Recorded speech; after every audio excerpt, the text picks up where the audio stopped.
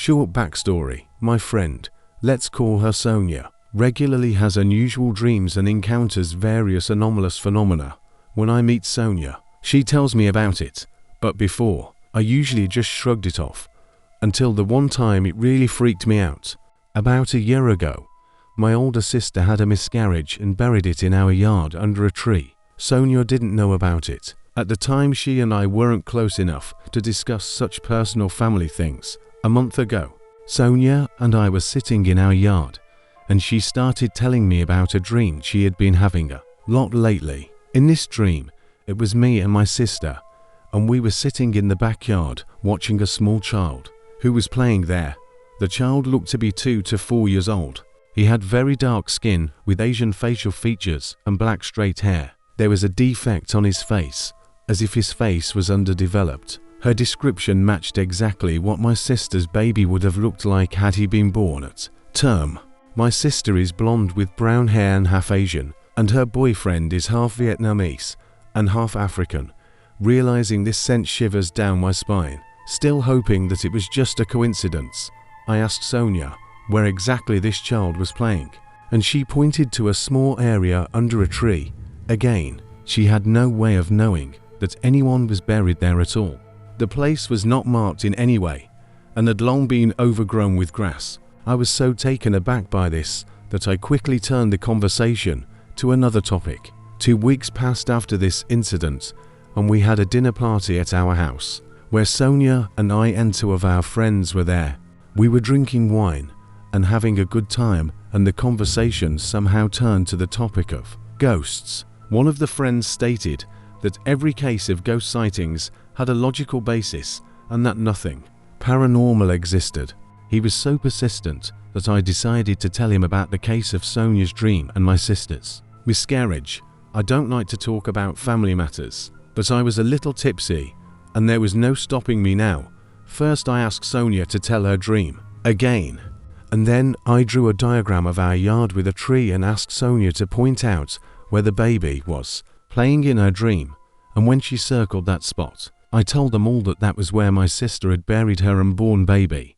Both Sonia and our friends were in great shock, and Sonia additionally suddenly cried. I did not want such a reaction and started to calm her down, and when she calmed down a bit, she told me that there was something else in her dream. The baby played for a while and then ran to my sister and hugged her. After that moment, Sonia would wake up. A strange feeling has haunted me ever since. When I am in the kitchen, from which the door leads to the backyard, I feel like I am being watched from there, and now I'm so scared that I don't go out in the backyard at all in the evenings. It's very unnerving. My birthday is June 13th. I work as a garbage man in New York City, and I work the night shift on a 12 a.m. to 8 a.m. schedule. The trucks we drive have doors that can open very quickly and close as well. That night of June 13th, I was driving down Bleecker Street between Sullivan and Thompson, and all of a sudden I heard someone screaming on my left side. I looked over there and saw a bum with a white bucket. He looked nasty and was ugly, dirty and very shaggy. He yelled "hey" or something like that to get my attention, and when I slowed down and looked at him, he yelled "happy birthday" at me. I got goosebumps running down my spine and just drove on. I don't tell anyone when it's my birthday, so I have no idea how he knew that. Could he have said it by accident? Yes, but what are the odds of that being a coincidence? Nothing weirder has ever happened to me.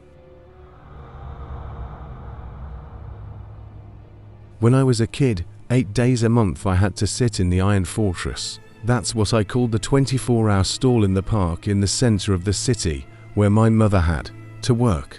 We lived in a dormitory in one of the outskirts of the neighborhood, and for me a whole day in the big city seemed like a real adventure. Very soon I got used to the neighborhood. I knew in which canteen there was fragrant bread on the tables, what to say to get a free pass to the theater if there were few people there, and how to try at the food market to get enough to eat. At night I would go back to my mother's house in the fortress. That's when the main trade began. The first to arrive was nosity. This night buyer was distinguished by a shark's nose, which grew right at eye level and ended there. He always bought Bellamore and paid in Soviet kopecks. My mother had to compensate for it at her own expense, but her salary at that place allowed her to do it. And the price was not high, after all. We repeatedly heard from the shift girls that Nosity, even when he didn't get his money, would not leave the stall. He used to catch up with the exiting salesman, jump out of the darkness and look into his face. It was even said that Aunt Golia, who worked in the store before my mom, got disability after one of these meetings. Also, having caught you once, Nosity supposedly never let you go again, and could just as well jump out of a closet or a dark pantry, staring at your face. Back then, I took these stories in the spirit of Black Hand horror stories, and the rituals themselves were no more unusual than jumping over lines on the pavement. The realization of why it was performed by adults came to me much later, as well as the fact that Aunt Golia was probably a neighbor, Grandmother Galina Petrovna, whom the children used to roll out on a wheelchair to the balcony to gaze blankly at the surroundings. Lane was a frequent, though not obligatory, guest, unlike Nosy. On the contrary, he was not supposed to sell anything. As soon as a figure swaying from side to side began to loom in the distance, the lights went out in the stall, and my mother hid me under the counter. I know the lame man knocked very loudly on windows and doors, but I never saw him in person.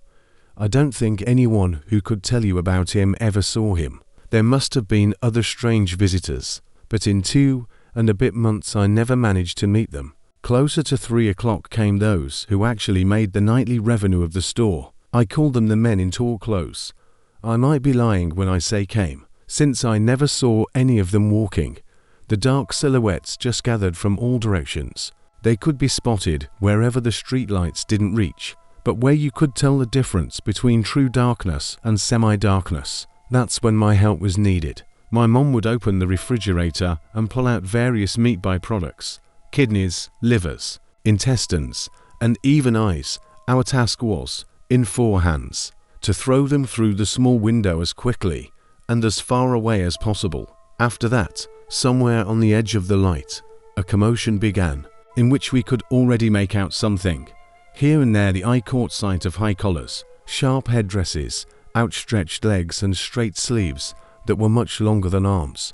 The men in high clothes were taking the goods apart and trying to fit them to their bodies. Not always did the item match its natural function. I noticed that not only eyeballs, but also discarded kidneys and even rib bones were often sent into eye sockets, giving the profiles of the figures' tusks. Then there would be a complete blackout in the park, and a knock on the window, which had to be opened without looking out. Then various little things would appear on the tiny table.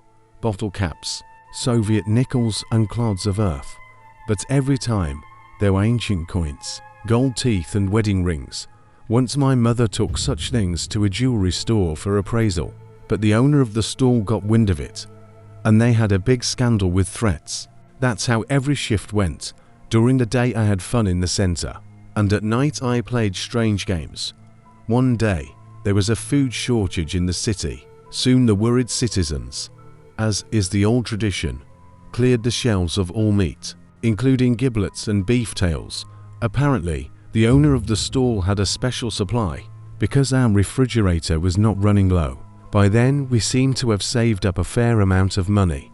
A couple of shifts, my mother could even afford not to take me with her, and left me to a hired neighbor. And in general, we were planning a quick move. However, the owner of the fortress, apparently, did not share something with the bandits, and disappeared somewhere. And the new owner not only did not make a meat delivery, what the hell do you need meat in a stall, but refused my mother's dismissal, threatening that we would not be happy if they tried to cheat him. As the refrigerator emptied, my anxiety grew. Finally, one day, my mother's shift mistress offered to buy a piglet from some relatives in the village. I can't imagine how much meat cost back then, but in relative prosperity, we had to pawn our room.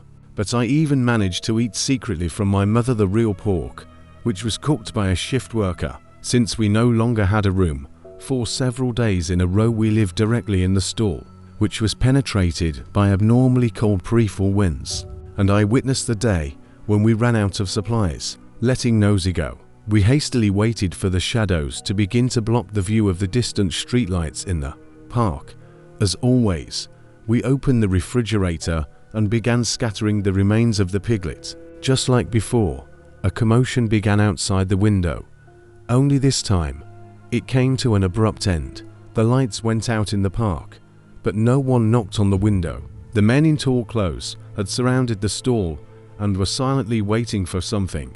Probably the innards of the pig were not to their liking. After a couple of minutes, they began to move in silence. The ring around the fortress was shrinking, and if it hadn't been for the lack of light, from this distance it would have been possible to get a better look at their long stilt-like legs, high collars, and faces, which night after night were growing with someone's kidneys or intestines. But I didn't get to see it. Mom put me under the counter. Then she armed herself with an iron scoop, smacked me on the forehead, and walked out the door. Unable to stay here, I rushed after her. But my mother had the only way out of the stall, so I leaned against the window. I saw dozens of outstretched arms reach for her silhouette in the white jacket, but then the line parted.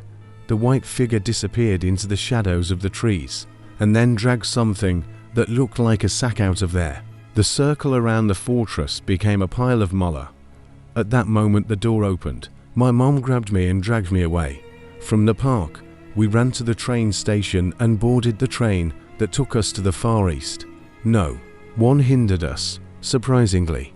We even had enough money for a nice house in the village and to settle down for the first time. But this story still haunts me to this day, although I have never encountered anything else so strange in my life.